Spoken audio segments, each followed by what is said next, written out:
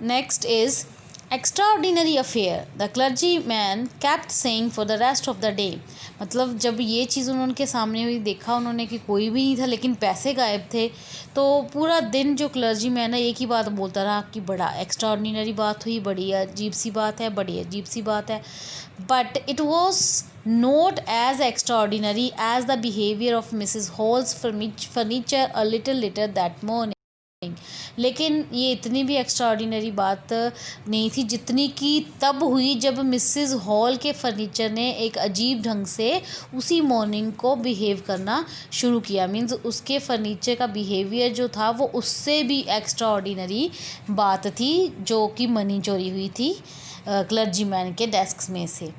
The landlord and his wife were up very early and were surprised to see the scientist's door wide open.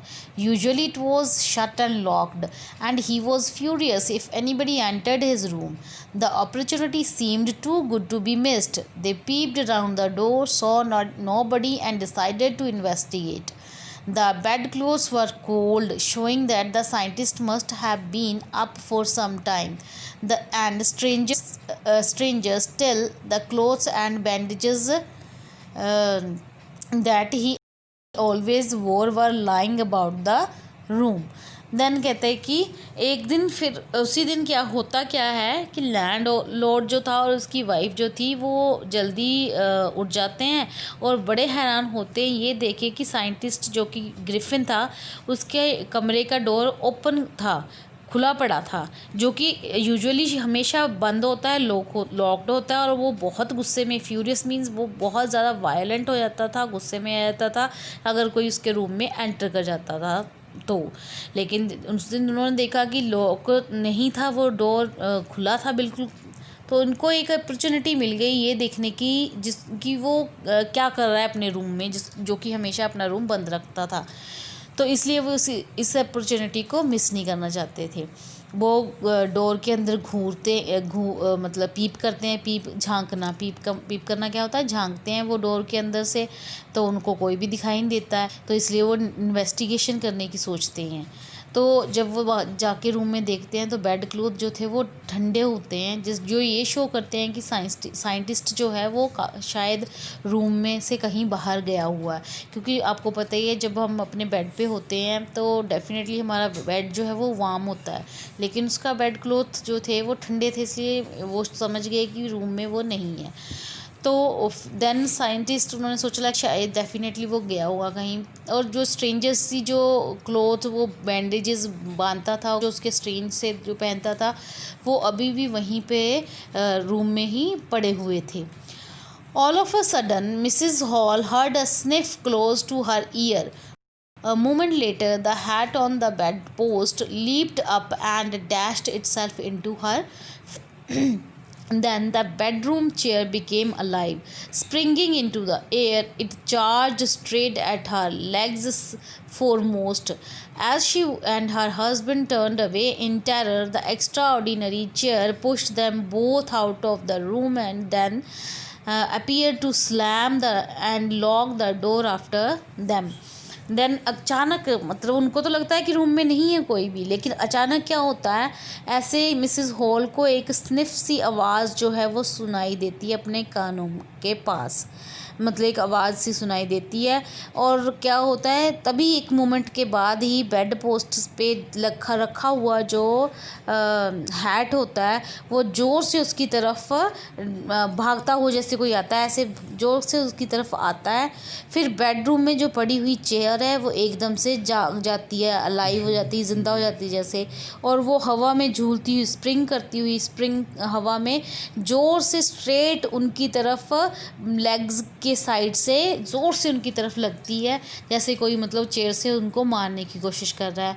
और फिर वो और उनके husband जो हैं वो बड़ी मुश्किल से दोनों जो हैं टर्न करते हैं और डर के मारे, टेरर मीन्स इन डर के मारे, और एक्स्ट्रा ऑर्डिनरी ढंग से जो चेयर है वो पुश करती है उनको दोनों को, बड़ी ज़ोर से रूम से बाहर धकेल देती है. और ऐसा लगता है जैसे रूम से बाहर धकेल के उनको वो डोर को बंद कर देती है और लॉक लगा देती है. Mrs Hall almost fell down the stairs in hysterics. Hysterics क्या होता है? जैसे दौरे पड़ने, मतलब एक्स्ट्रा ऑर्डिनरी ढंग से, एग्जैजरेटेड ढंग से आपने शो करना कि मैं बहुत डर गई हूँ, मैं बहुत डर गया हूँ, तो उसे हम कहते हैं हिस्ट्रिक्स। तो मिसिज हॉल जो है वो इसी तरह से बिहेव करती हैं कि वो बहुत, जैसे वो नर्वस हो गई हूँ, बहुत ज़्यादा डर गई हूँ। She was convinced that the room was haunted by spirits and that the stranger had somehow caused these to enter into her furniture. तो वो कन्विंस मीन्स वो मान गई होती हैं, वो ये सारा कुछ देख के वो मान लेती हैं कि डेफिनेटली रूम जो है वो किसी स्पिरिट्स के द्वारा हॉन्ट किया हुआ, मीन्स यहाँ पे डेफिनेटली कोई स्पिरिट आई हुई है, और जो ये स्पिरिट आई है वो जो स्ट्रेंजर साइंटिस्ट है डेफिनेटली उसी ने उस स्पिरिट को इस फर्नीचर के अंदर जाने मतलब एंटर करवाया है। My poor mother used to sit in that chair, she moaned, to think it should rise up against me now. Then कहते हैं कि वो जो बेचारी उस चेयर को देख के याद करती है कि मेरी मदर जो है इस चेयर पे बैठा करती थी, और वो उसने कभी सोचा था कि कभी ये चेयर मेरे अगेंस्ट ही खड़ी हो जाएगी, मतलब मुझे ही मारने लगेगी। The feeling among the neighbors was that the trouble was caused by witchcraft. But witchcraft or not, when news of the burglary at the clergyman's home became known, the strange scientist was strongly suspected of having had a hand in it. Suspicion grew even stronger when he suddenly produced some ready cash, though he had admitted not long before that he had no money.